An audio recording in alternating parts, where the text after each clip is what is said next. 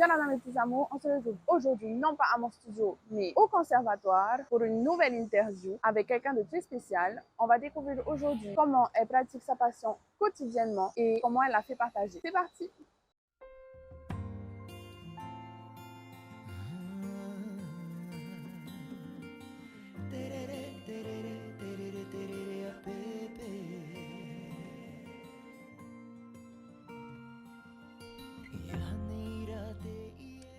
Bonjour Moon, bienvenue sur ma chaîne. Vu que tu n'as pas beaucoup de temps pour l'interview, j'ai préparé 10 questions auxquelles tu dois répondre. La toute première, c'est peux-tu te présenter ton nom, prénom, âge et ta profession? Je m'appelle Urima Vaihakaiki. Bon, après, on me connaît plus sous le nom de Moon. Donc, je suis professeure de Oriteti au Conservatoire artistique de la Polynésie française et ça fait 19 ans que j'enseigne notre danse au sein du conservatoire. J'ai 40 ans. Je viens juste d'avoir 40 ans. Le bel âge, il paraît. Merveilleux. Alors, est-ce que tu peux nous dire aussi quelles études as-tu fait? Alors, de base, j'ai fait une littéraire. Parce que oui, Wow. avec ma grand-mère, je n'avais pas le choix. Il fallait être carré dans les études. Bon, après, j'ai lâché les études pour repasser mon bac en candidate libre. Ok. Bon, quand même, après, ça le fait. Hein. Il restait un peu de neurones quand même. Donc, j'ai suivi une STT-AK à l'époque. Et Un c'est bac quoi? secrétaire D'accord. qui n'a rien à voir avec la filière que je fais aujourd'hui, avec Ça. la danse. Ok. Et du coup, comment t'es venue ta passion pour la danse? Alors, ma passion pour la danse était là déjà depuis que j'avais 3 ans. Ok. Après, bon, avec la grand-mère que j'avais, Mamie Louise Kimitete, qui est reconnue à l'international, hein, j'avais pas le choix. Mais bon, elle a vu que j'avais déjà l'oreille musicale, que j'aimais danser, et donc elle m'a vraiment poussée à suivre ses traces. Ouais, tu avais des prédispositions C'est à cela. ses yeux pour...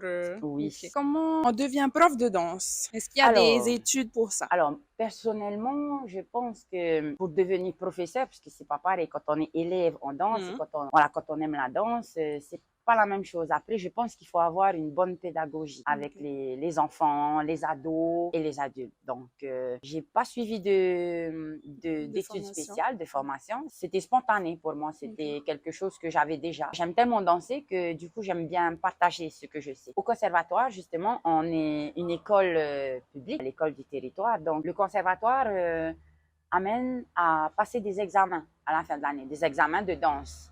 Et donc, j'ai obtenu mon diplôme d'études traditionnelles, on appelle ça aujourd'hui. Avant, ça s'appelait la médaille d'or. Donc, je l'ai obtenu à l'âge de 17 ans. Ensuite, j'ai continué à me former avec Mamie Louise dans la danse, au niveau de la pédagogie, au niveau de l'enseignement. Donc, aujourd'hui, on est amené à donner des cours un peu partout, dans les collèges, les lycées, un peu à Riso-Sum-Orient, à Taravo. Donc, voilà, il faut vraiment aimer le contact humain, il faut vraiment aimer l'approche avec les élèves, les enfants. Et souvent, il y en a qui ne sont pas du tout dans le bain, il y en a qui arrivent et qui ont passé une mauvaise journée avant. Donc après, il faut faire avec le mood qu'il y a dans la salle. Voilà, dans la salle. Et donc, voilà, je pense qu'il n'y a pas vraiment d'études spécifiques. Il faut vraiment aimer la pédagogie, il faut vraiment aimer le contact humain. D'accord, ok. Ensuite, quelle a été ta première expérience avec la danse? Alors, ma première expérience, j'avais à peine 3 ans. J'ai vu ma grande sœur qui avait 5 ans danser à l'OTAC, à Wharetauhitini. Donc, je l'ai vu faire son solo et tout de suite, j'ai demandé à ma maman, maman, je veux mettre mon pareo, mets ma jupe, je vais aller danser. Je suis montée sur scène et j'ai commencé à faire mon ori opo. Wow. Et de là est parti après, voilà, la passion. La passion était là. Super. Quelle belle histoire. Ensuite, est-ce que tu as déjà fait le heiva?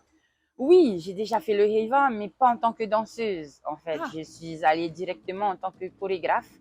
Mon premier heiva en tant que chorégraphe, c'était avec le groupe de Hitireva de Kehaulani Shangi. C'était en 2009, donc elle m'a demandé de chorégraphier les garçons.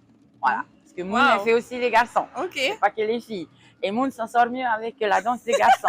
Donc elle est un peu, voilà. Et en fait, c'est quand Kehao est passée au conservatoire, et elle m'a vu dans ses garçons, et là, elle me dit, Chou, est-ce que tu peux venir avec moi faire le heiva? On va aller, je voudrais bien que tu vas m'aider là avec les garçons, là, parce que là... Et là, tout de suite, c'était mon premier heiva toute seule. Quand je dis toute seule, c'est-à-dire sans ma grand-mère, parce Mhm. que depuis que j'ai 8 ans, 9 ans, on parcourait les groupes de danse avec ma grand-mère, D'accord. surtout avec Heikoranui, Temarama, les grands groupes d'avant. Mhm.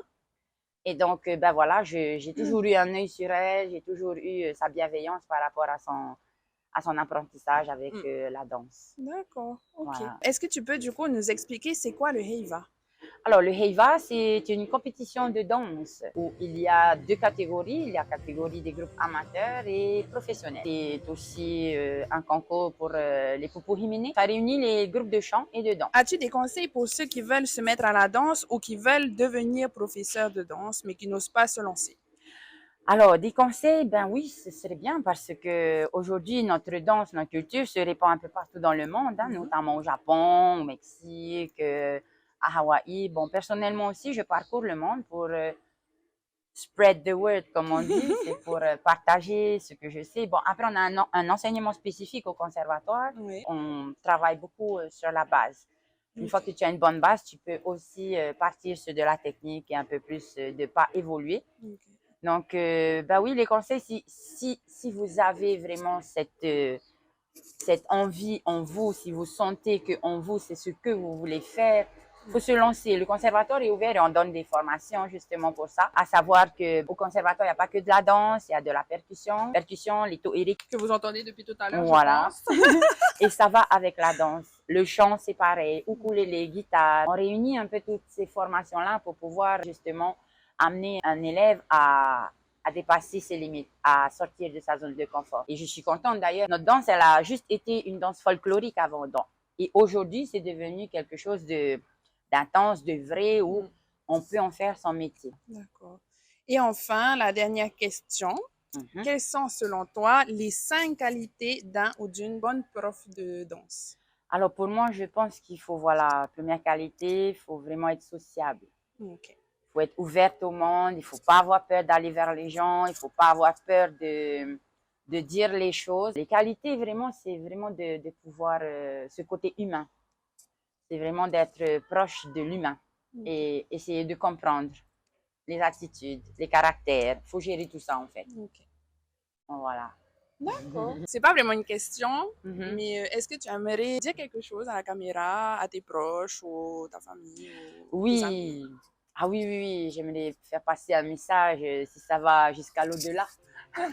Un message pour remercier ma grand-mère qui m'a toujours poussée, qui m'a toujours aidée, qui m'a toujours motivée à garder cette niaque par rapport à la danse. D'ailleurs, je suis la seule dans la famille qui a suivi ses traces.